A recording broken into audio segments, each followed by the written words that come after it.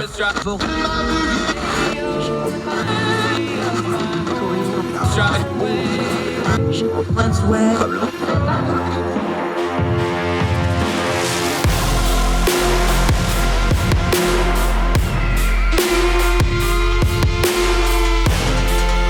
host, Andrew Donaldson. This is Heard Tell.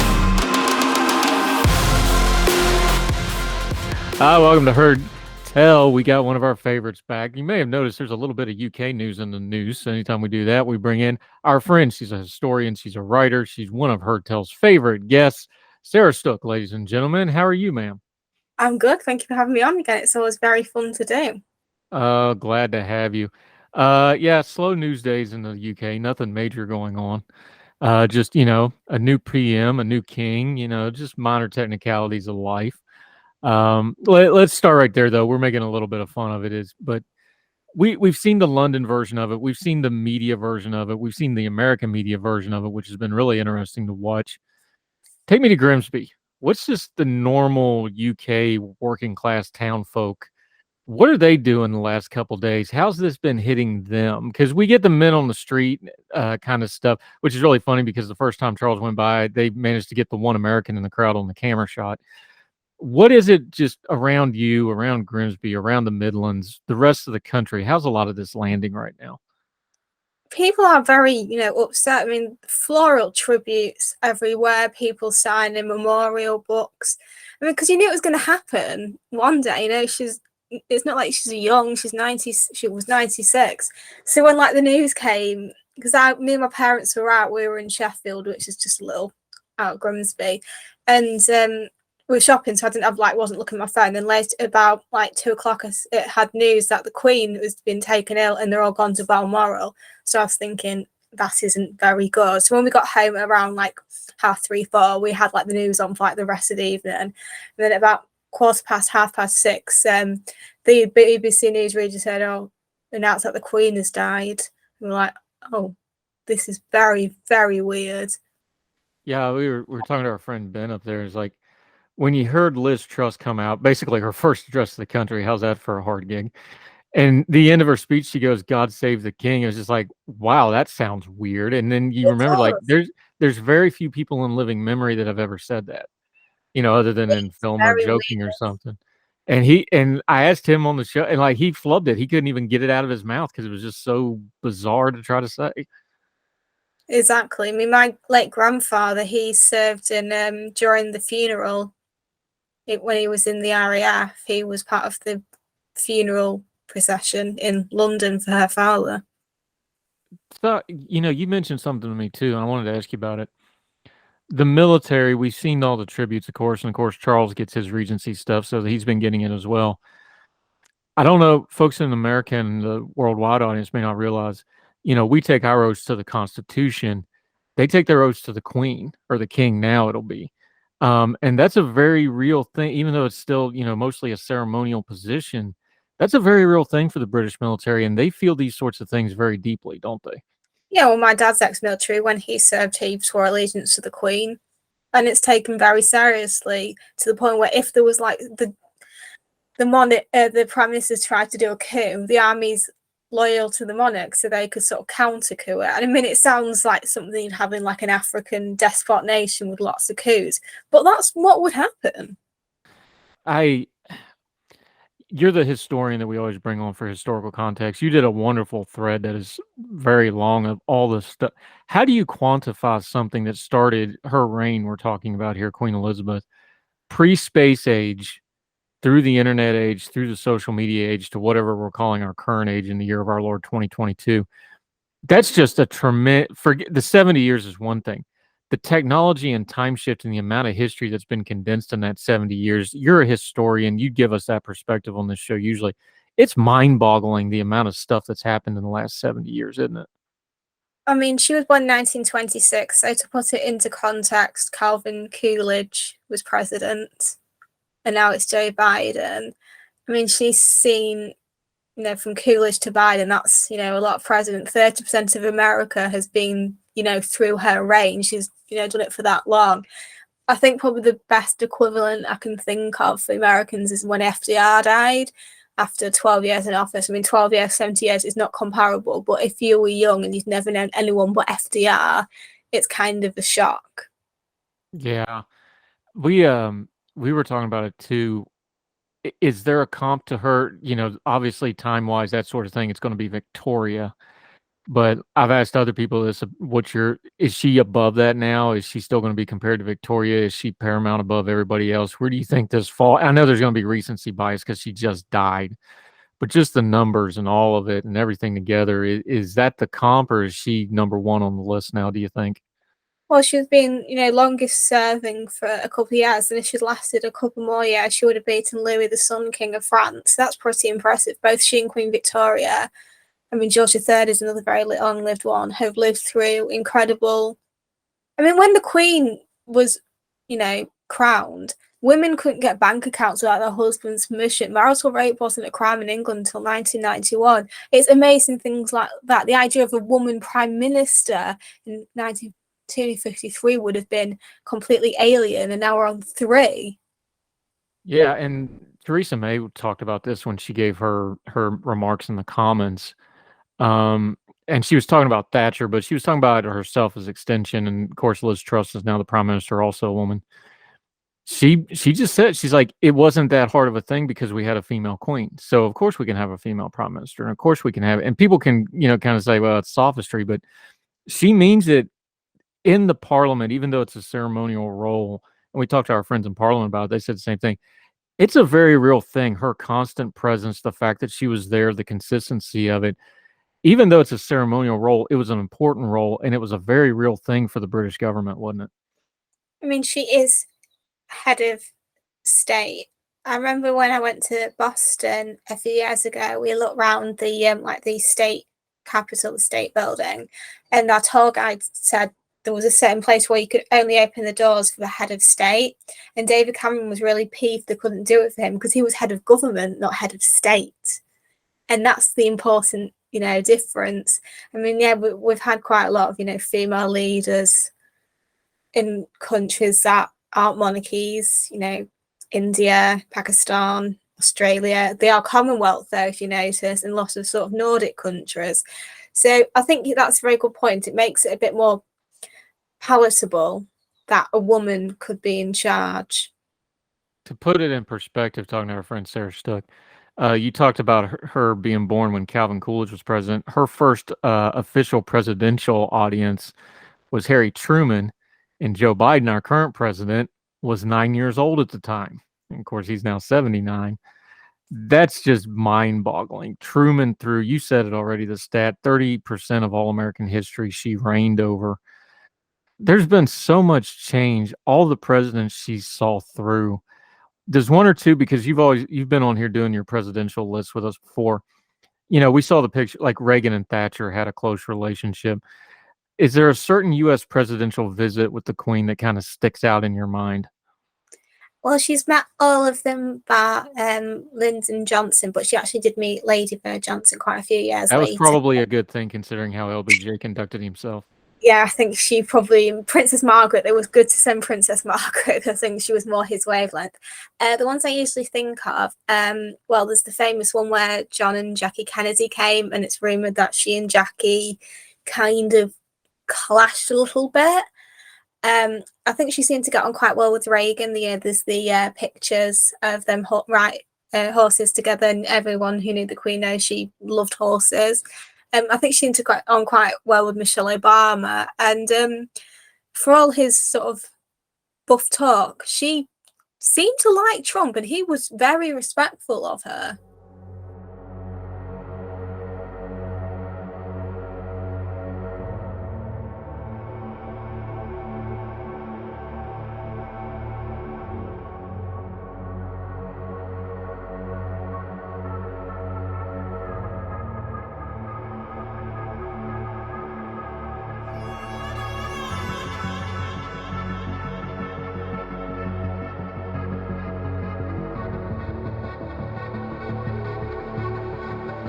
Welcome back to Heard Tell. Talking to our friend Sarah Stook over in the UK. Some big doings over there you may have heard.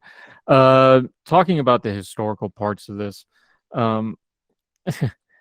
I don't even know where to really start with this, but for those that don't know, we've had 3 King Charleses now. I think the bar's pretty low to say that he's already probably, since he didn't die young and he's not going to be beheaded, he's probably beat out his predecessors. But you want to touch on that just real quick? What are kind of the expectations of Charles? Are folks just kind of hoping he holds the line? I don't think there's high expectations of him because he's following the legend, but what do people do expect from him, do you think? Well, I think something I've noticed is that the Queen hasn't travelled abroad for years because she's been old and frail. But Charles is younger; he can probably do trips abroad, so there'll be state visits, and the White House might open its doors to him. So, of course, obviously, you have the younger royals going sort of in its place, but we'll have the actual monarch be able to go out and go to. And I think it's handy for him to go to like Australia and New Zealand to like sort of stop any rumblings of sort of republicanism. Just shuddered. Good monarchist that you are, shuddered. That's a real thing, though, and there's already talk of him doing a Commonwealth tour. There was a lot of talk that when the Queen died, that the Commonwealth would be an issue in a lot of places. A lot of people think that might have been tapped down a little bit now. Charles, as long as he doesn't drop the ball, they think it may maintain. But they're obviously cognizant of it because they're already openly talking about him doing a full-blown Commonwealth tour, which of course hasn't happened in many, many years. The Queen went to parts of it, but she didn't do the full thing that she did when she was younger, for example. Is the Commonwealth secure? Is there a feeling that it's going to be okay, at least for the near-term future, as long as Charles doesn't make a total shambles of it? I think some of the Caribbean islands are a bit of a stretch, but I think Australia and New Zealand, I spoke to my aunt who lives in Australia, and she said there's not a huge appetite apart from their current prime minister being a Republican, and it's actually younger people in Australia who are really big fans. It's not just the older people; young people are as well, which I think is quite handy for them. I can't really speak on New Zealand, but if you look at the outpouring of grief and then the support for the new king, I'm pretty hopeful. Is the comment in England where you live? Is the Commonwealth still a big deal? Is obviously the allyship of that and the economics and all that, but is it a thing that people are cognizant of like, oh, we want this to remain? Is it something that's talked about? I don't think it's necessarily talked about a lot, only really if you're very political or interested in the monarchy. I suppose most people probably support it, but there's not really like a huge discussion of it as there probably should be, but maybe often that conversations come about because of Charles, and they always said, everyone thought when the Queen died, everything would go a bit rubbish. Talking about things that go rubbish, I don't think Charles will make a terrible showing of it. I don't know that he'll be spectacular, but I think he'll do the job because it's just that's who that guy is. Talk about the rest of the royal family, though, that's now on deck. William and Kate is on deck. They're respected by the public. They're loved by the public. A lot of the public would prefer him probably to be king right now than Charles. Let's just be honest about it. But they're probably content to wait 10 or 15, 20 years, whatever it's going to be. How does this change William and Kate's place, other than obviously they get the titles Prince and Princess of Wales? What's their viewpoint now? Because here you are. He's a heartbeat away now. Well, if you think about it, they probably don't want to be king and queen yet because their kids are still quite young. When the kids are growing up, it's a lot of an easier transition. And if something, God forbid, happened to Charles or he abdicated, that is going to make their life a lot harder. Because if you think about it, Charles and Anne were very young when the Queen came to the throne. Andrew and Edward know nothing but their mother being queen. So I think it'd be nice for their children to just be children, even though, George is now second in line to the throne. Yeah, and the other thing we were talking about, somebody on Twitter gamed it out. Of course, you're just guessing, but Charles is in his mid-70s, William's in his early 40s, and George is very young. Excuse me, and George is very young. We may not see another reigning queen in our lifetime the way the succession line is stacking up. Of course, when Elizabeth came to the throne, there was probably very few, if anybody, that had living memory of Victoria. But and even if George has a girl first, you're probably looking at 80, 90, 100 years before you get a reigning queen again. Does that make the Elizabethan reign, Elizabeth the Great, Boris Johnson called her, and I think that's fair. do you think her legend and her legacy just grows over time, since this is probably going to be a rare event in living memory for quite a while? Well, there's only one Queen Regnant in the world, and it's the Queen of, is it the Netherlands or Denmark? It's one of those two, and I can't remember right now which one it is, but it's one of them. So every other reigning monarch is a dude. So yeah, it kind of takes the magic away a bit. But I think when you think of, if I asked an American, what royals do you think of, like monarchs, they'd probably say Henry VIII, George III, Victoria, and our current, well, Queen Elizabeth II. You think of the women, and all of them, because there are fewer women regnants than there are men. We've only had, Matilda and Lady Jane Grey disputed, but there's Mary First, Mary Second, Elizabeth I, Elizabeth II, Anne and Victoria. So it's not too many, but they're all, very well remembered. And, Elizabeth I, for example, and Victoria and Elizabeth II had fairly long reigns.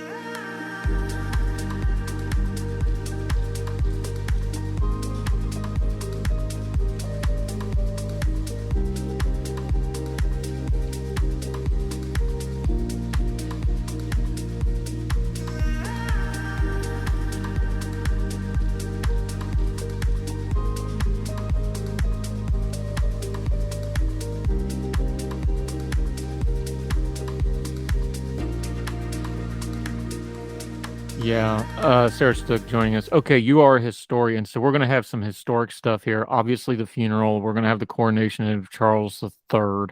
Boy, that sounds weird to say, but there it is. What's a couple of things you're watching for? Obviously, the world leaders are going to gather for both of those events. At least the funeral will probably have everybody. I know President Biden's already announced he's going to attend. As a historian, weddings and funerals for the royal family, those are the big events. Coronations, which are even more rare. What's a couple of the things historically you're watching for here coming up?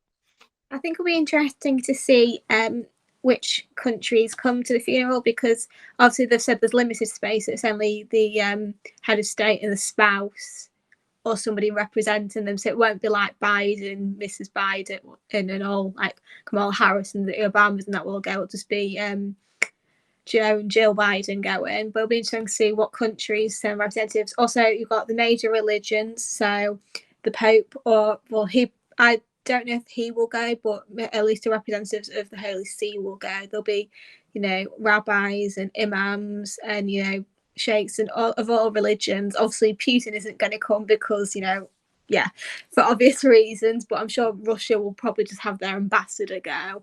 I mean, pretty much every country, apart from maybe like North Korea and a few others, will send somebody, which is pretty remarkable. John Paul II's funeral is the biggest in history, but this is going to, blow it out of the water.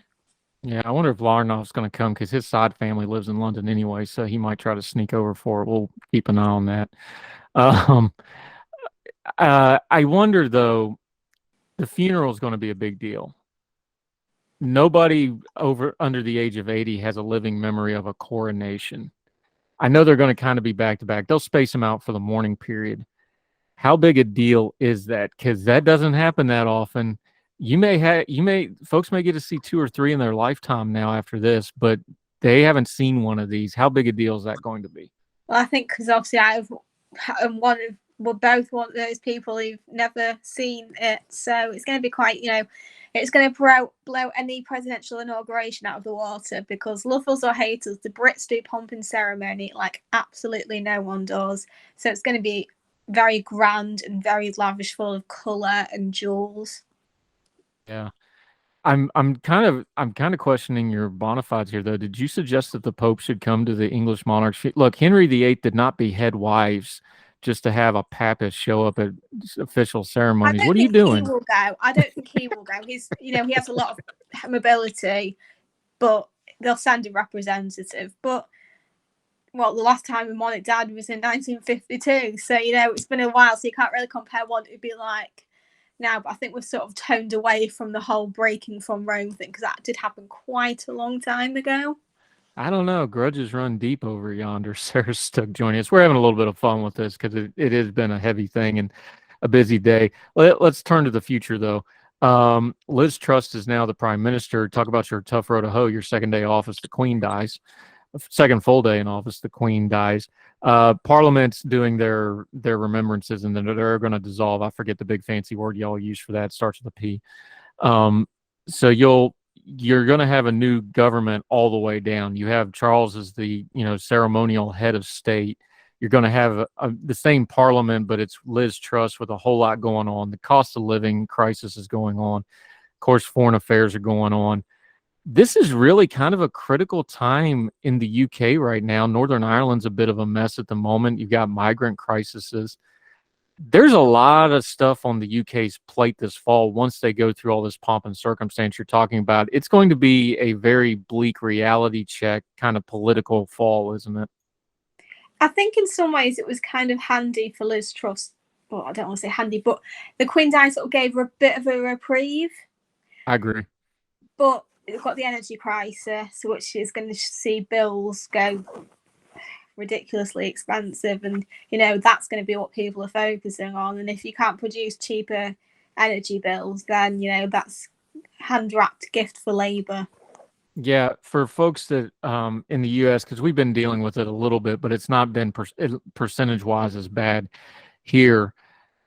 Are folks noticing it when they go to the market, when they're buying goods, when they're trying to get around? Of course, you're having transportation strikes on top of everything else right now, which that isn't helping either. How noticeable is it? I know it's the number one issue when they poll it, but day to day, how much is it really affecting folks? Because it seems to be like there's no real going to be reprieve in sight here.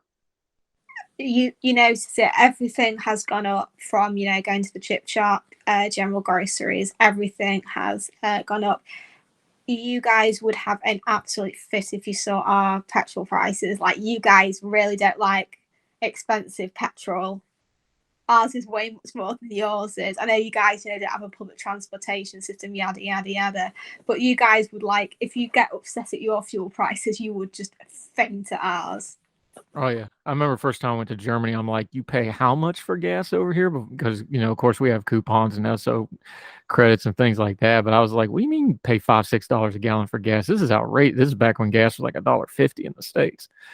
So yeah, it's a different world over there. Definitely. Sarah Stook joining us. Okay, I know it's your bailiwick, so I'm going to throw it to you. The Queen, of course, was always very proper. Very, she became. I don't think style icon is the right term, but the hats and the the way she dressed, it was definitely her style. I don't know that Camilla is going to exactly light the style world on fire, but I did notice you're somewhat chomping at the bit to get Kate in there because you can feel the fashion going up a couple clicks, can't you? Oh, she always looks so elegant, so proper for every occasion, and she mixes it up a bit. Like, she wears trousers, which the Queen and Camilla probably would very rarely, if ever, do. And she also looks like if you look at her wedding dress, it's very sort of Grace Kelly, bringing lace back. Yeah, she'll be so stylish. She already is. I think she's just so elegant. What you imagine a Duchess and a future Queen to wear, she's totally got the style bit down pat. Yeah, we're going to have to get that girl a pair of jeans or something, work it out. Sarah Stook, okay, friends hold friends accountable. I got to point your attention to one of your tweets here, though. I actually agree with this one, but some folks may not. You said, and I quote, there needs to be a miniseries about Warren G. Harding administration. Would that be a PG, a PG-13, or a good hard R on some prestige network? Your idealization of the Warren G. Harding miniseries. Well, I've just been reading a book called Accidental Presidents, which is about the 8 presidents who came to office after their predecessor either died or was assassinated. So I've just read the Warren G. Harding chapter, and I was reading, and I'm already aware of how bad it was, but when you sort of read the nitty gritty into it, just how corrupt, the first cabinet officer ever to get prison time, it needs to be a hard R. It needs to show the parties and the illegal prohibition drinking, the sex and the scandal and the poker parties. I mean, a girl died at one of the parties. She was dancing on a table, somebody threw a bottle at her, hit her on the head, and she died. Lord, is America ready to see a president doing the nasty in the cloakroom, though, do you think? If you, like you said, Warren G. Harding and LBJ would make Trump look like an altar boy. So, yes, You guys need it. I mean, we've had, everyone knows of Henry VIII's exploits, but some of your presidents, I mean, look at Kennedy. That man was a machine. In all the wrong ways. which for a disabled guy was pretty impressive, actually, if you kind of Yeah, him and think about it. FDR. FDR was in a wheelchair having affairs. You got to respect the hustle. We not our finest hours when it comes to presidents sometimes, but what do you do? But we could go down the rural line, and y'all got a couple of yourselves. Sarah Stook, we always love having you. Appreciate your time today. Let folks know what you've got going on, what you're working on when we don't have monarchs changing hands, and where they can follow you until we get you back on, because you are a frequent guest, and we appreciate you greatly. Well, the Mallard is not publishing anything until after the funeral because it's the mourning period. But I'm continuing my Elections Daily pieces on presidential runners-up. I'm writing part 2. For the Mallard, I'm going to be writing next about medieval marriages, the Regency marriage market, and literal witch hunts in the 21st century, like in India and Nepal. Yeah. That I will be all over. Yeah, the Mallard, having a little fun with it. They call it the regime change issue, which was kind of cute. So be on the lookout for that. We'll link to all that. Sarah Stook, our friend in Grimsby. Always appreciate your time, my friend. Appreciate it. Thank you. Thank you, ma'am.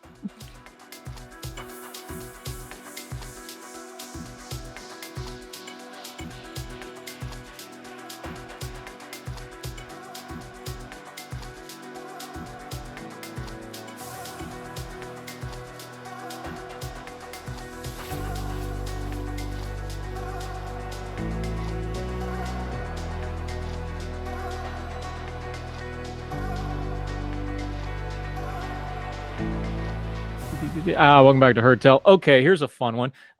Twitter buddy for a long time. They put out some polling. I had a question about it. He said, "Hey, you got a question about it? Let's talk about it." I said, "Do you want better? Come on the show. We'll talk about it." Jacob Perry, if you don't know him, he's been in politics for 20 years, inside them, outside them, analyzing them. He's now with Center Street PAC. How are you, buddy? Good to see you.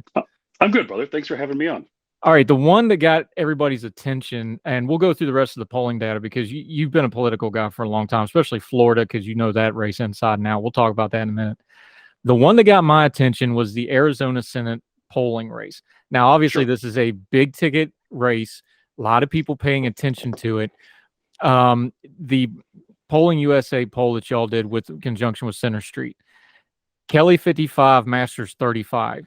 Governor race, Hobbs 53, Kari Lake 39. And all I said, I wasn't even being critical. I just said that doesn't feel right. And I use feel on purpose. That doesn't feel right. Now, you've done politics for a long time. You know my way of thinking. That's a 49-49 state last election. Those are both Trump-adjacent candidates. Both are endorsed by Trump. So to think that they're going to be 14 and 9 points off what Trump did, that just doesn't feel right. Tell me what we're missing here that your number's a little different. So I'm gonna issue a caveat, and I'm gonna start off by saying we do all of our own polling. So we don't outsource it to a polling firm. This is all literally internal. Our data guy is Dr. Kurt Jetta, who is the guy who invented consumer data aggregation. I actually explain to people that, if you go to your local supermarket and you see the stuff that's a BOGO item, Kurt's firm is actually the one that tells people what to do. So because we're not a polling firm, we don't do horse race polling. And this is what I always have to try to explain to people. The data that we gather and that we analyze is for our internal use as far as targeting and which races we're going to pursue and how we're going to write the advertising, the messaging we're going to use, the mediums we're going to put the advertising on. For example, I don't know, a few weeks ago, we did a pretty significant 6-figure buy in Ohio. And that advertising was intended to target females between 40 and 55, I believe, right? Kind of unaffiliated or kind of unsure or whatever. That was a pretty significant 6-figure buy, but it was based on the data that we have that is the most movable segment in that race, right? So long caveat aside, what I'm going to tell you is our polling has been very consistent in terms of, and they brand themselves as ultra MAGA, right? So the ultra MAGA versus a traditional Republican candidate are two very different things. And what we have seen in Ohio, Pennsylvania, Arizona, to some extent, Georgia, which is another one that we just released.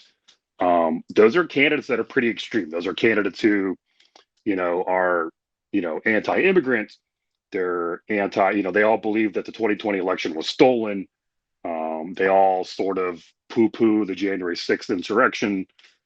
And I would contrast that with a Marco Rubio, who is a more traditional Republican and who is actually has a pretty solid lead on Val Demings. So in Arizona, you have Blake Masters, who is maybe the most extreme candidate of all of them, the most extreme views, the most ultra MAGA of all of them, who was running against a legit American hero, by the way. An actual, you and I are old enough to remember, like, astronauts are pretty cool dudes. And they're the kind of guys that are walking down the street that you look up and go, holy crap, that's an astronaut. So I think it's a combination of things. I think it's Masters is, I'm going to respectfully say, a borderline white nationalist. And maybe not borderline, but based on his statements and things that he's on record, he's pretty extreme. But then you've got Mark Kelly, who is has an extremely, frankly, remarkably high favorability rating in Arizona. So it's kind of a combination of the two things. What I always say to everybody is, in 30 years or so working in politics, every election takes place in a vacuum. So what happened 2 years ago, 4 years ago, you have to take that in context of what was going on 2 years ago and 4 years ago. And what you're seeing now in this particular context of this cycle is a lot of extremist candidates who have very high unfavorability ratings. Yeah. And to be clear, I think both of those people are unfit for office, just to be frank about it. The other part of the Kelly thing that people don't talk about, but I hear it every time I bring it up talking to people behind the scenes, is he's been just an absolute money machine. He's one of the biggest fundraisings in the entire Democratic Party, not just in the Senate. Yeah. He's printing money. So Yes. when you have and I'm going to lump Masters and Lake here together because they basically are a ticket for all practical purposes out there. They're running together, campaigning together. I think they're both unfit for office, but it is what it is. Is the story here from what you're seeing? Because again, you admit you're looking at the data differently than what a pollster is in the horse race, and that has its pros and cons. Is what we're seeing here, big picture wise, just for the average person without getting into the weeds of the data, that when you try to out-Trump Trump himself and you're not named Trump, that ceiling, that shoot people on Fifth Avenue number, whatever you want to call it, that number starts going down the more you go into that territory. And that's what you're starting to see in some of these Senate races that frankly shouldn't be close, looking at you, J.D. Vance in Ohio. Right. And the Republicans are struggling. Is that the lesson here that you're taking away from it? Because that kind of seems how it feels. Yeah, and I think, again, the fact that, and we're not involved, at least at the moment, in the Florida Senate race, but we're tracking it as a way to sort of buttress our results, right? So we can compare and contrast this theory of the ultra MAGA versus the more mainstream Republican. And again, it's Florida, I get it, but you're right. I mean, in an ordinary year, and I think this is where some of the controversy came from. In an ordinary year, JD, the Republican candidate in Ohio should be up 8 or 9 points, right? Like we're not pretending otherwise. But in our data, and I don't know if we've reported this in any of our stuff, but I'm just going to tell you, and maybe this isn't exclusive for your audience, the one negative response that comes back from our surveys regarding JD Vance is phony. And you're almost a Midwesterner. I mean, you're kind of border Midwesterner. I grew up in Indiana. In the Midwest, we tend to prefer, genuine people. We tend to prefer, this is why the Midwest is a very different place than anywhere else in the country. It's a very down to earth. People are pretty normal. People are friendly. They know their neighbors. And the constant response that keeps coming back on JD Vance is phony. And when you compare that to a Tim Ryan, who isn't a extreme left wing, he's not Elizabeth Warren. He's much more of a blue dog, kind of an old school Joe Biden type, right? So the combination of the two things is what's giving you a fairly surprising result.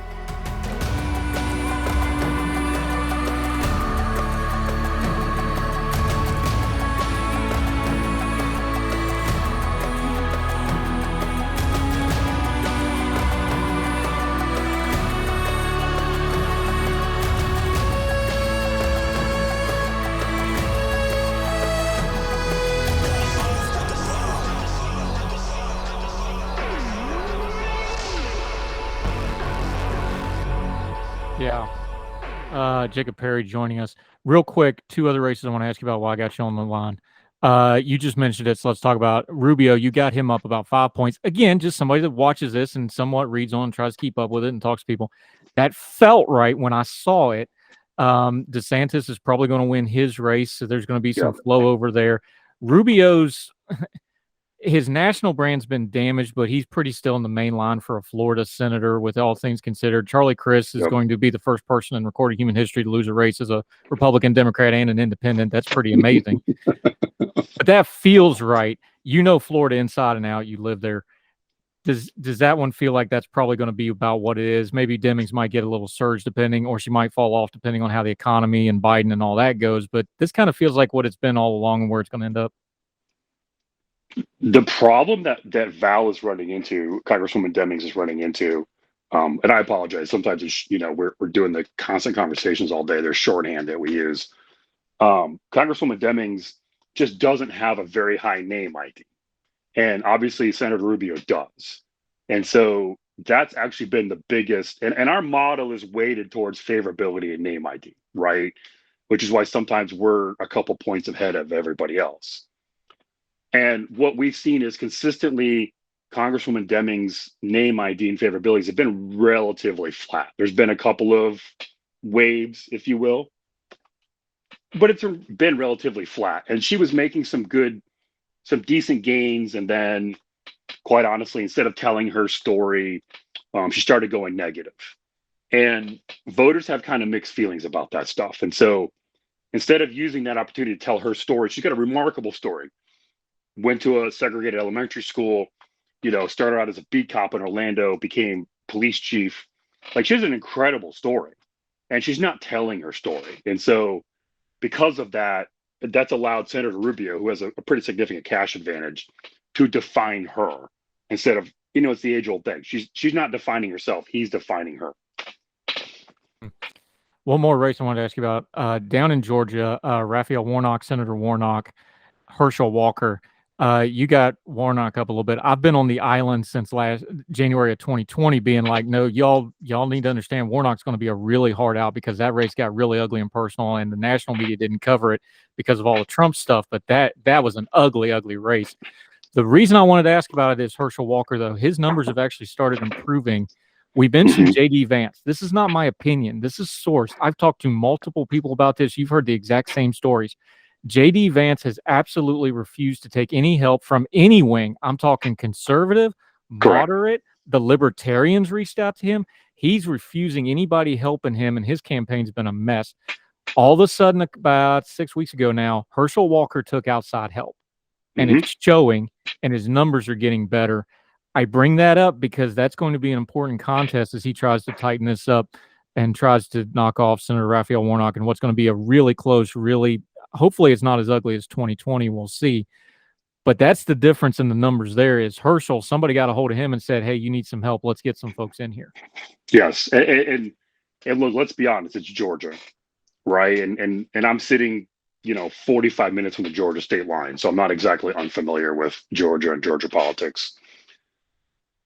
I mean, this is the state that elected Marjorie Taylor Greene, right? So it is Georgia. Herschel Walker played for University of Georgia, was an incredible hero back in the early 80s in Georgia, still has remarkable name ID. Senator Warnock, if I have to be really honest, is probably a little too far on the left, or at least, we talked about Arizona, right? Senator Kelly has done an excellent job of being, let's call it left of center, right? Like relatively center, left of center, probably left on some things, but hasn't gone completely off the reservation. Senator Warnock has a much more liberal voting record. And again, it is Georgia. And it's Georgia. Right? Like, it's Georgia. I don't know. And it's one of the reason you're saying it's Georgia is because you have Atlanta and you got everything else. And Atlanta is rapidly diversifying. It's rapidly going purple. It's one of the most dynamic cities in a lot of ways. And that's showing politically. And then you got everything else, which is the rural part of Georgia, which is still deep red country. Yeah, and then you got this outlier of Herschel Walker, who's let's just call it what it is. He's a celebrity candidate with no background. Yep. And you have a very traditional, progressive, up through the ranks, ministerial background, social justice background, progressive. Yep. He's being authentic about it, by the way, which is why he doesn't Yeah. get dinged on it, because that is who he is. Absolutely. I mean, this is almost like a political class theory on how to do a race on a celebrity candidate and a well-grained one in a very rapidly changing state. And that's why I get exactly what you're saying, and the folks will too, when you're saying it's Georgia. Nobody's got a handle on what Georgia is right now if they're just honest about it. No, and what is it? Is it Marietta County? That's the next north of Georgia, or of Atlanta, obviously Georgia. The Buckhead where the Braves Stadium is, and yeah, it's a mess. Like that's becoming more purple. I mean, we actually tracked a couple of races in Georgia. We looked at playing in the MTG district, for example. I've spent a lot of time in Georgia over the past almost year now, I guess. You're exactly right. Like Senator Warnock has to carry Fulton County like by a landslide. Has to carry, which he will, by the way. Yeah, he will. But the time that I spent in northwest Georgia, Rome, kind of that area, which is where Marjorie Taylor Greene's district is, that is the lowest COVID vaccination percentage in the country, right? So, and that's 45 minutes north of Atlanta, northwest of Atlanta.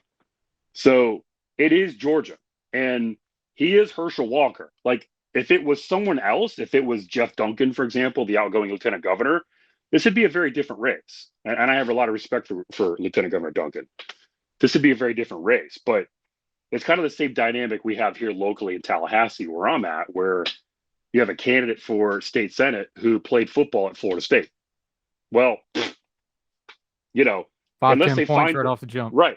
Yeah. I mean, unless they find the body of a 4-year-old girl in the back of his car, like, he's pretty much guaranteed election. And Georgia and Georgia football or whatever, whatever Herschel Walker has said, whatever crazy statements he's made, whatever, the more he keeps his mouth shut and the more he does private events that are off the record, whatever, he's probably going to win this thing by 4 to 6 points.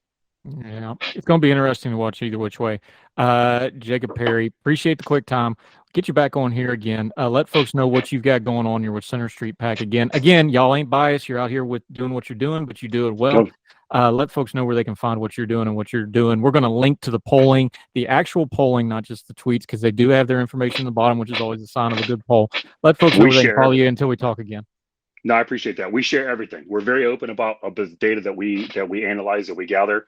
It's at Center Street PAC on Twitter, centerstreetpac.com on the web. And then I am at Real Jacob Perry if you are predisposed to following somebody crazy on Twitter. We bump heads on some things, we agree on other, but it's always entertaining, buddy. Especially during English soccer season and football over there, because that wall doesn't have it, but he does have some paraphernalia. We'll just leave it at that. Jacob, thanks for the time today, buddy. Appreciate it. Thanks, brother. Thanks for having me on. Sir.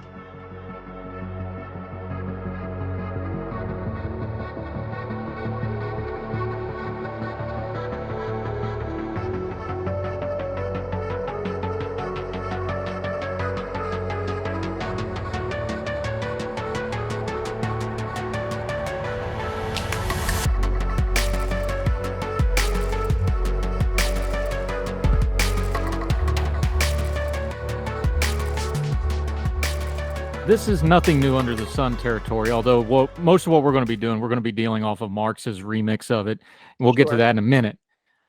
But we have this all through ancient history. The Greeks debated a communal society. That's actually how we got democracy, was they were debating communalism, or not communism as we're using it, but communalism, rejecting it, said, well, that ain't going to work. We got to have some structure. That's kind of how they started getting into democracy. We see it in biblical texts. We have it in Eastern Asian texts from way back before anything in the Western world, before most of those people were even writing properly. This is all throughout human history, this idea of communal living. Everybody's going to be equal. Everybody's going to share. That's Really? all well and good. The reason it hasn't worked until now is because anybody that's been in a kindergarten room understands that sharing without some kind of external force usually doesn't turn out really well. I know that's a whole lot of human history to bridge before you get to Marx, but just kind of nutshell it. That's the thing, is this is a very old idea in human behavior of, well, let's just all be communal, and people keep coming back to it over and over and over again. That's really the overarching theme here, isn't it? Brilliantly put. And yes, in fact, there is nothing new about Hegel. This is one of those things that really irks me, is that Hegel's not doing anything different from Plato. When you get Plato, I'm not going to say that Plato gives you Hegelianism, although I think for Hegel he certainly does. Yes, it comes out in many cultures throughout history. You're also correct that the reason that you can socialize things and you can have different stratifications of collectivization is because you have brute force. But when you give people the opportunity to pursue their own lot and pursue their own meaning, as it's become more and more possible to do through industrialization, then what ends up happening is people say, no, I want to keep more for myself. And when that happens, then you get a tension. You get a huge tension between this ideal of what could be and making everyone equal and keeping everyone safe through equality as it's defined by the superior, right? As it's defined by the most advantaged. And this tension of wanting to pursue your own ends, wanting to pursue your own ideal of meaning. Really, we're talking about existentialism. That's more revolutionary. And it's funny how you'll get a lot of socialist existentialists, which I consider myself an existentialist, and it is interesting to see that tension even within existentialism. But yeah, it's communism, and that idea tries to keep everything stagnant to a point and is incredibly threatened by this idea that people can pursue their own meaning and pursue their own ends. And when you look at the history of communism and when you look at the history of attempts to socialize, what ends up happening is that the people for whom communism is putatively intended reject it. You know, the Paris Commune, the anarchists said, no, we kind of just want to live peacefully. When you had the to the people movement in Tsarist Russia, the people just kind of wanted more of their own land. When you tried to socialize the factory workers initially, the factory workers they kind of wanted capitalism. They wanted to keep more of their own money. So time and again, the people, lowercase t, lowercase p, for whom communism is intended to help, reject it. And so communism has to fabricate this ideal of capital T, capital P, the people that don't exist. All the music on Her Tell is provided under a Creative Content license from monstercat.com.